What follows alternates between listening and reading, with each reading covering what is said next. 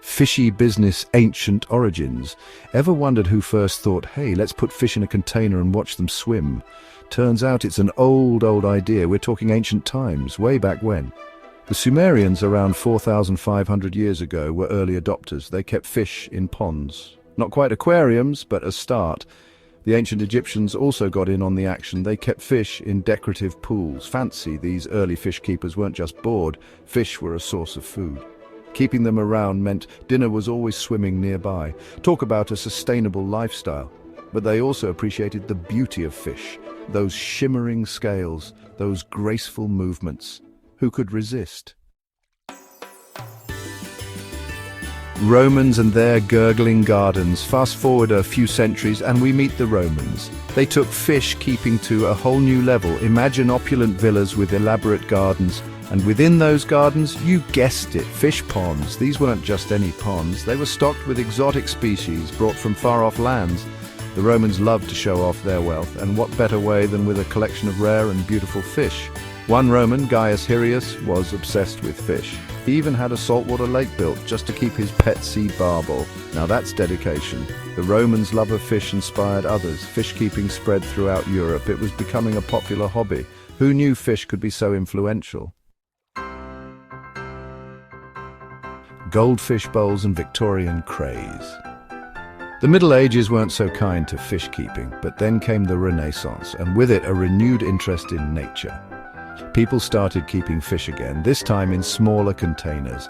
The goldfish became all the rage. Originally from China, these golden beauties were seen as symbols of luck and prosperity. Everyone wanted one. The Victorians in particular were smitten with goldfish. They kept them in ornate bowls and tanks, often displayed in their homes.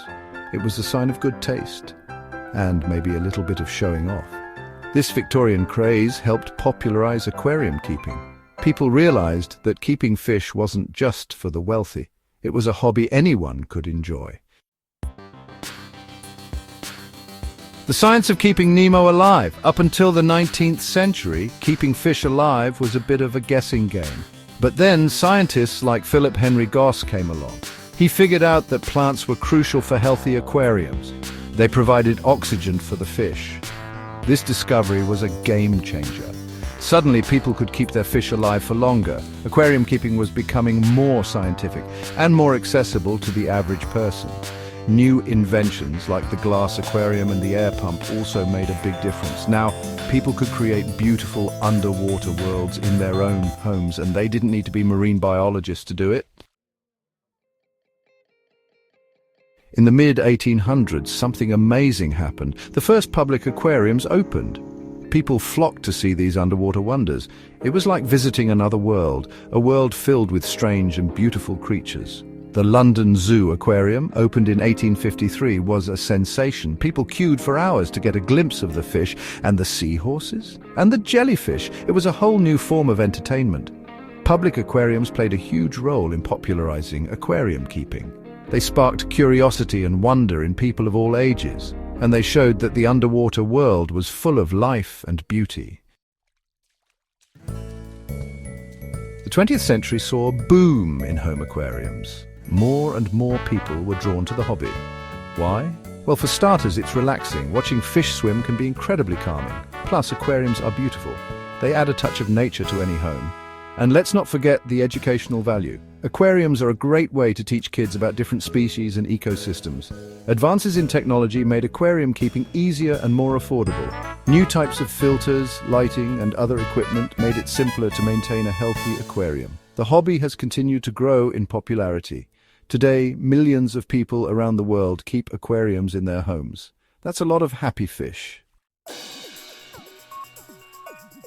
Today's aquariums are a far cry from the goldfish bowls of the past. They've evolved into sophisticated ecosystems with advanced filtration systems and carefully controlled environments. Modern aquarists are passionate about their hobby. They take pride in creating beautiful and healthy habitats for their fish. They're constantly learning new things and sharing their knowledge with others.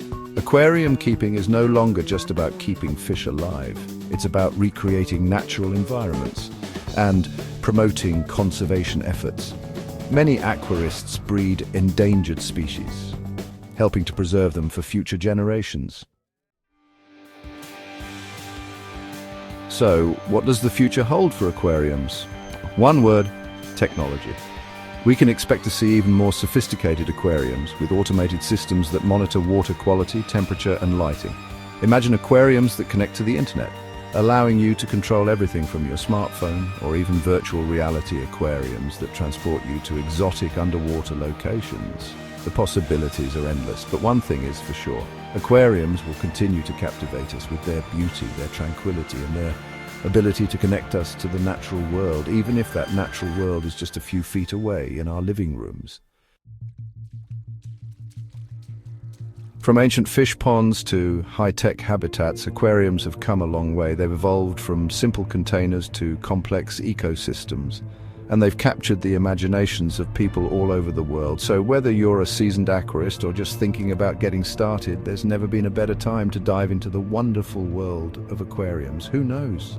You might just discover a new passion and a newfound appreciation for the amazing creatures that live beneath the waves.